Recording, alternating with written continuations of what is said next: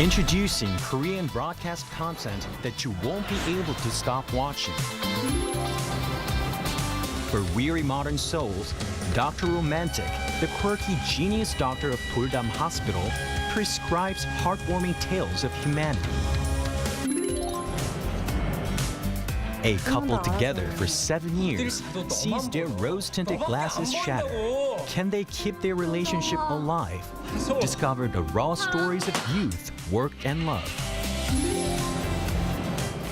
Beyond what social media can show, experience the vibrant Korea through its hidden gems. Mama, the ultimate K-pop festival for global fans. Find your star in a feast of trendy music and electrifying performances. Now, the whole world enjoys it together. Knock knock! The magical door to the world of K-animation is swinging wide open. Meet your instant new BFF, the adorable Catch. Tina Ping will have you hooked from the very first glance. Need a hand? Our Robocar Pony Rescue team is always zooming in to save the day. How about tagging along on Pinkfong and Pal's super exciting quest to reclaim their lost magic? With the mysterious life forms Cabion by your side, you can become a Cabion master and save humanity like the total hero. Protecting children's innocence while igniting their boundless imaginations. That's the magic of Korean animation. K-animation, the ultimate bestie for kids worldwide.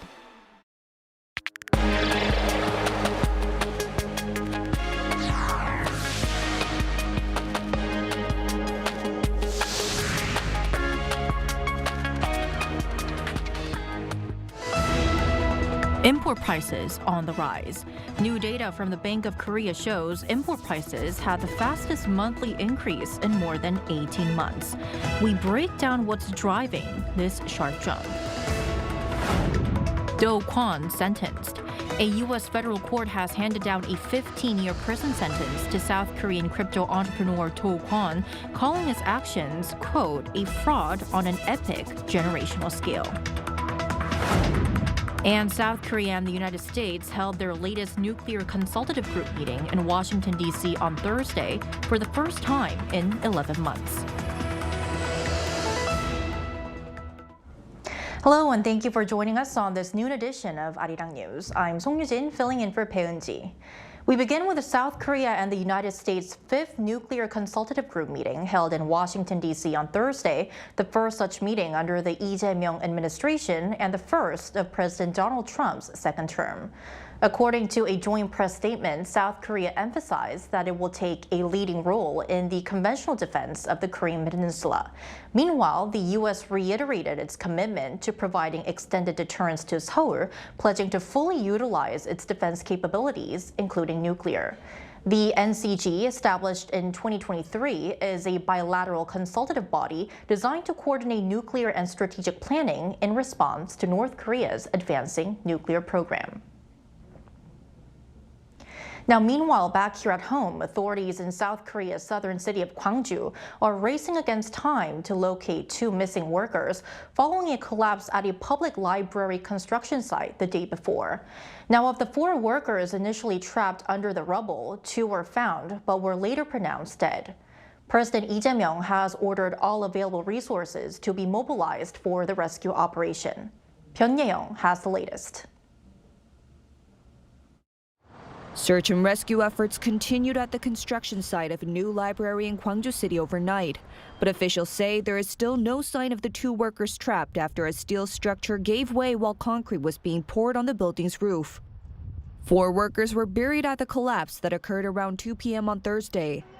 2 were recovered, but pronounced dead. Officials believe the initial failure on the rooftop triggered a chain reaction, causing the collapse. Experts point to faulty steel frame connections as a possible cause. Rescue teams are proceeding cautiously due to the risk of further collapse. Stabilization work is ongoing as debris is removed using heavy machinery, while thermal imaging cameras and other detection devices scan for signs of life. But as time passes and the concrete hardens, access is becoming increasingly difficult. President Lee Jae-myung has ordered relevant ministries to commit all available resources to the rescue. 행안부나 노동부나 등 관련 부처에서 인적 물적 자산을 최대한 동원해가지고 일단 구조에 총력을 다하기를 바랍니다. The labor minister has been directed to travel to the site immediately, while senior safety officials canceled scheduled briefings to join response operations. Meanwhile, the two deceased workers have been moved to funeral homes where authorities are supporting bereaved families. Officials also said the search operation had reached a critical stage. Pyeongyang, Arirang News. On the economic front, import prices in South Korea rose at their fastest pace in 19 months in November. The country's central bank says the weaker Korean won played a central role in driving costs higher. Lee Seung-jae has the details.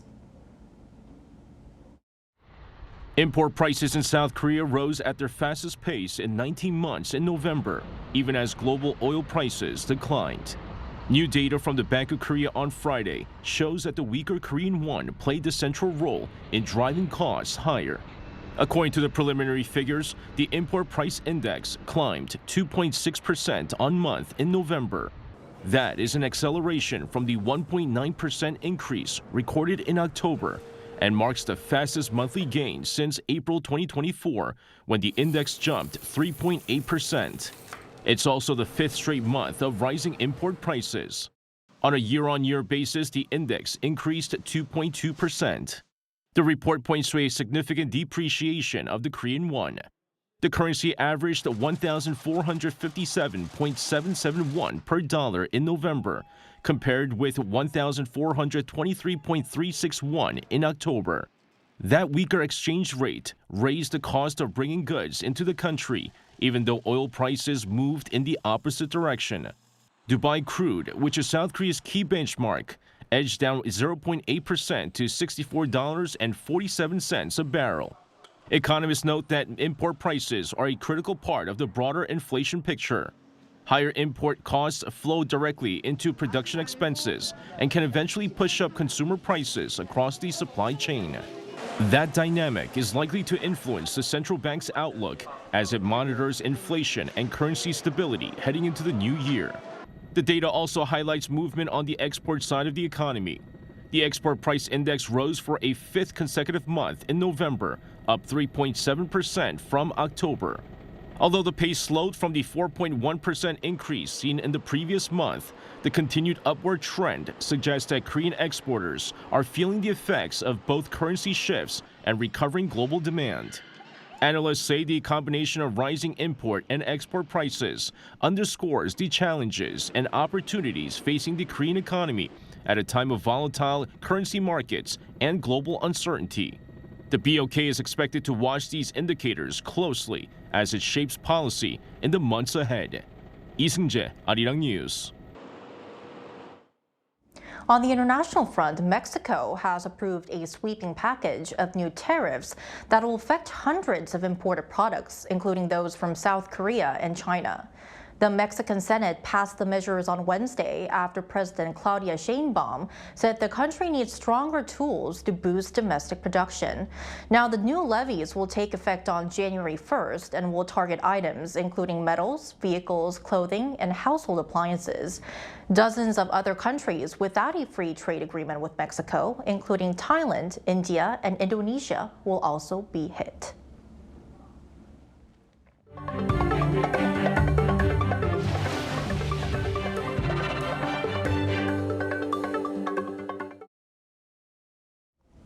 In the world of politics, President Lee Jae-myung has accepted the resignation of Oceans and Fisheries Minister Chuncheon.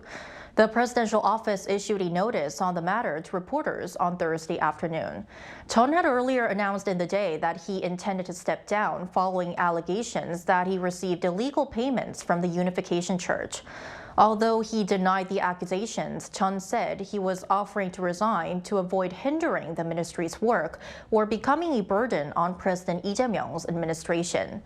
Chun is the first minister to resign under the new administration.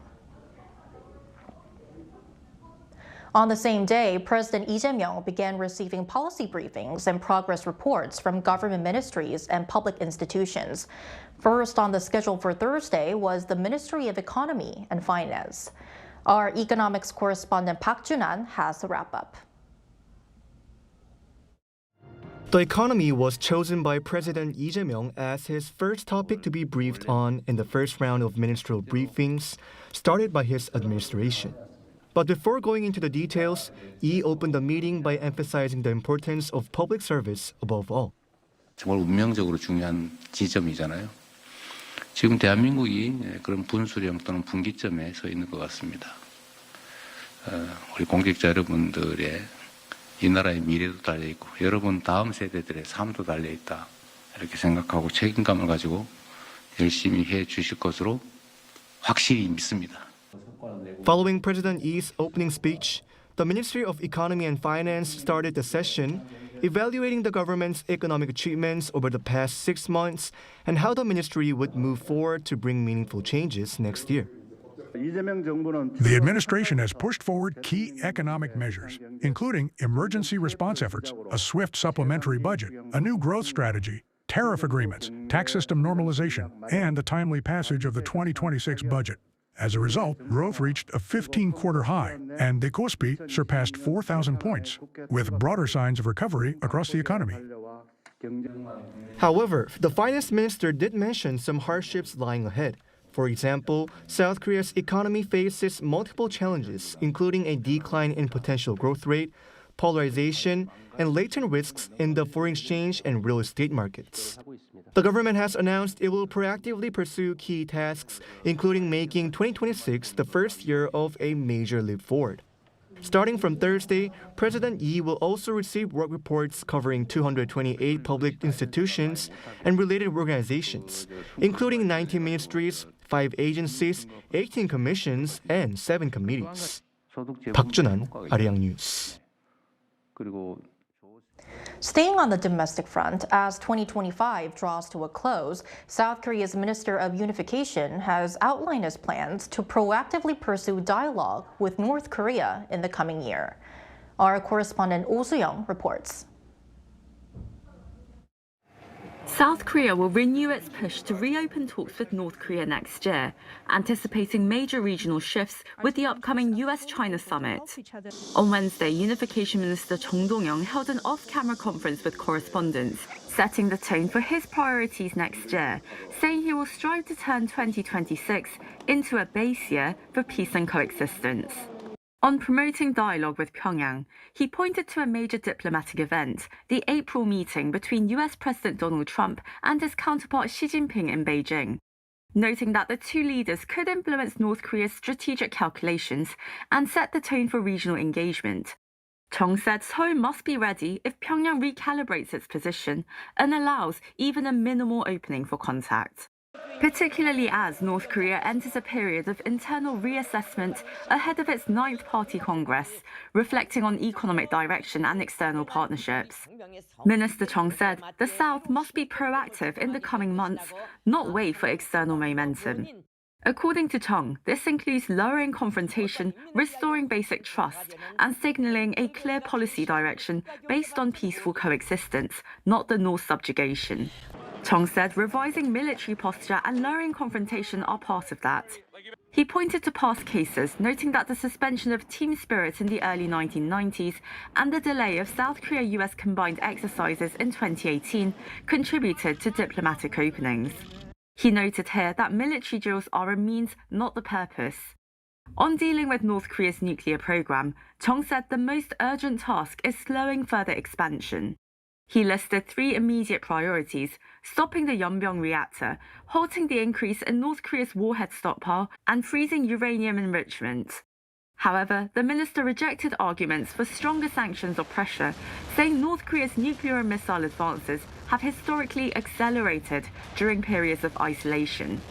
Seeking international cooperation on promoting peace on the peninsula, Chung added that Seoul is also widening its diplomatic network, including asking the European Union to consider appointing a special envoy for the Korean peninsula. 오수영 아리랑 뉴스. Now, on the cultural front, if you're interested in Buddhist art, there is an exhibition in Chuncheon City you might want to check out. Jin gives us a preview. The Journey of Buddha's Enlightenment. A gentle resonance of a temple gong signals the beginning. There are 2 ritual water bottles from the unified Silla period which were excavated in Samcheok. They symbolize the washing away of suffering with pure water. As visitors walk along appreciating Buddhist ritual objects that purify the spirit, they are greeted by a Buddha who has attained enlightenment. This gilt bronze Buddha statue lay underground for over 1,000 years before being unearthed, and now sits to meet the world. In front of the halo that represents sacred light, the Buddha's serene smile draws attention. It is a 9th century Buddha statue that was excavated in 2015 at the site of the Seonrimwon Temple in Yangyang, and it took 5 full years just to restore it. A video showing the fully restored form of the statue has been recreated using AI technology and is also being screened in the exhibition hall. And this gilt bronze seated Buddha statue, excavated from Mount Kumgang in 1930, displays a compassionate and mystical presence amid its splendor. Bodhisattvas are guides for followers so that they don't give up and continue on their path.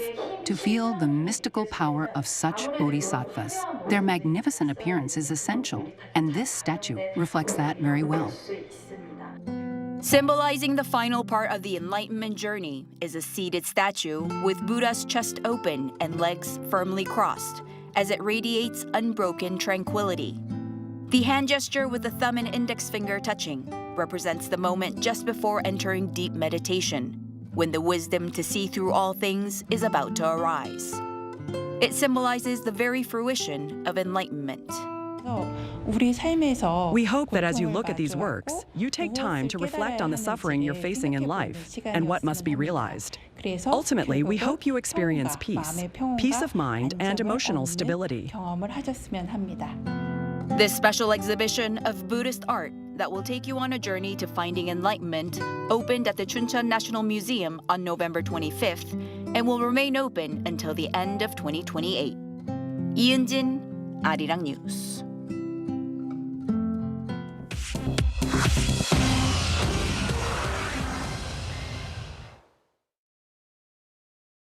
This is The World Now, bringing you everything you need to know from around the globe. In the United States on Thursday, Washington expanded sanctions on Venezuela, targeting 6 oil tankers, 6 shipping companies, and relatives of President Nicolas Maduro. The U.S. Treasury said the sanctioned vessels recently transported Venezuelan crude oil and accused them of deceptive shipping practices. The move follows the U.S. seizure of a sanctioned oil tanker off Venezuela's coast on Wednesday, the first such seizure since sanctions were imposed in 2019. U.S. officials say more tanker seizures are being planned. In Ukraine, President Vladimir Zelenskyy has said holding elections during wartime would require a ceasefire and firm security guarantees. Zelenskyy said on Thursday that voting would only be possible if fighting stopped for the duration of the election process, with security ensured by the United States and European partners. He was responding to renewed questions about elections, which have been suspended under martial law since Russia's full-scale invasion in 2022. Time magazine named the architects of AI as its 2025 Person of the Year on Thursday. Time said 2025 marked the year artificial intelligence moved from a niche technology into mainstream life. The cover highlights 8 people involved in designing and building AI systems, including executives from OpenAI, Google DeepMind, NVIDIA, Meta, Tesla, and AMD. Time said it chose the people behind the technology rather than AI itself for shaping global change this year.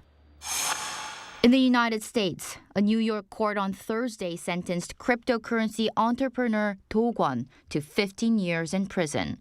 Kwon pleaded guilty to 2 fraud counts linked to the collapse of the Terra USD and Luna tokens, which saw investors lose more than $40 billion. He co-founded Terraform Labs, which filed for bankruptcy after Terra's failure in 2022. The judge said Kwon knowingly misled investors. Kwon said he accepted full responsibility. Chu Ji-han, Arirang News.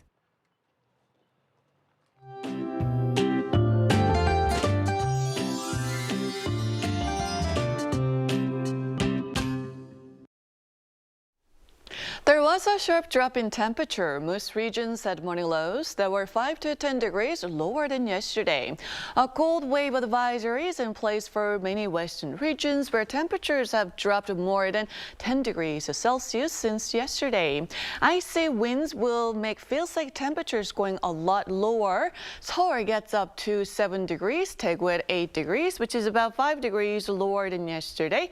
More clouds will be rolling in this afternoon. And tomorrow brings another round of nationwide snow and rain. From late afternoon, heavy snow is expected again across central inland regions. Gangwon-do and mountains regions on Jeju Island could see more than 10 centimeters. The capital area might get 1 to 8 centimeters of somewhat heavy snowfall. And during the peak, snow could come down 3 centimeters per hour. So please plan ahead and stay safe through the weekend.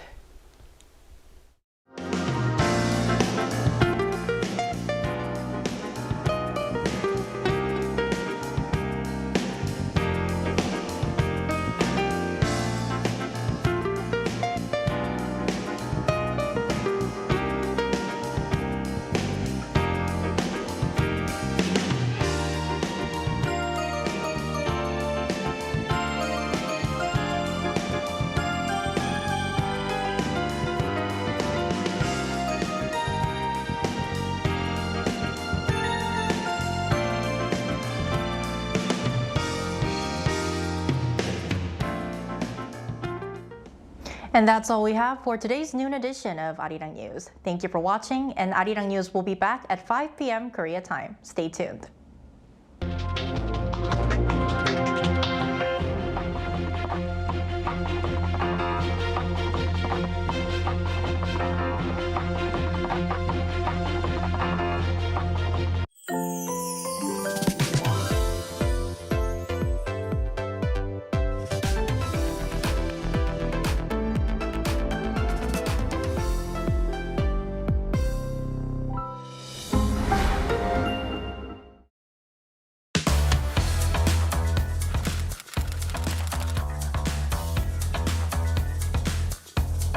To set the facts straight. Get Korea right.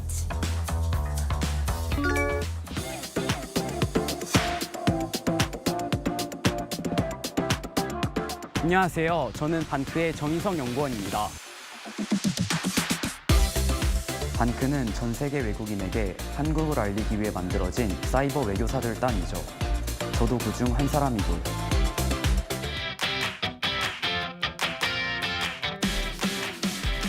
여러분들의 높은 관심 속에 수많은 한국 오류 정보를 바로잡을 수 있었는데요.